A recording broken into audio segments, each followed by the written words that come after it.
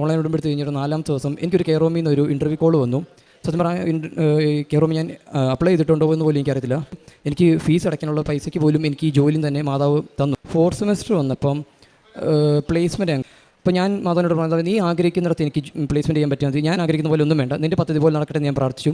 അതിൻ്റെ ഫലമായി ഒരു നല്ലൊരു ഏജൻസി തന്നെ, ഒരു സോഷ്യൽ സർവീസ് ഓർഗനൈസേഷനിൽ തന്നെ എനിക്ക് പ്ലേസ്മെൻറ്റ് ചെയ്യാൻ ഇൻ്റർവ്യൂവിന് ഒരു ബുദ്ധിമുട്ടില്ല. ഇൻ്റർവ്യൂവിന് പോയപ്പോഴൊക്കെ ഞാൻ കാശുരൂപം കൊണ്ട് പോവുകയും ഞാൻ അന്ന് പോയപ്പോൾ ഉപ്പിട്ട് ഞാൻ പ്രാർത്ഥിച്ചു.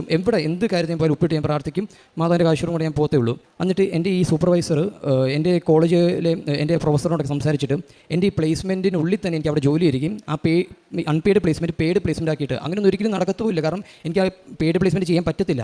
അവരെ പെയ്ഡ് പ്ലേസ്മെൻറ്റ് പകരം ജോബ് തന്ന് എനിക്ക് അവിടെ ഞാൻ വർക്ക് ചെയ്യുമ്പോൾ എനിക്ക് സാലറിയുടെ കൂടെ തന്നെ എനിക്ക് പ്ലേസ്മെൻറ്റ് ചെയ്യാൻ പറ്റി. അത് വലിയൊരു അനുഗ്രഹമായിരുന്നു. എനിക്കങ്ങനെ പറ്റി.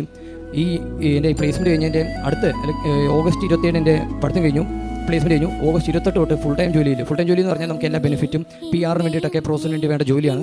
എനിക്ക് നല്ലൊരു പൊസിഷൻ, കേസ് മാനേജർ എന്ന് പറഞ്ഞൊരു പൊസിഷൻ, സോഷ്യൽ വർക്കറാണ്. ആ പൊസിഷൻ എനിക്ക് ജോലി തരികയും ചെയ്തു. അങ്ങനെ എല്ലാ മാതാവ് ഏറ്റെടുത്ത്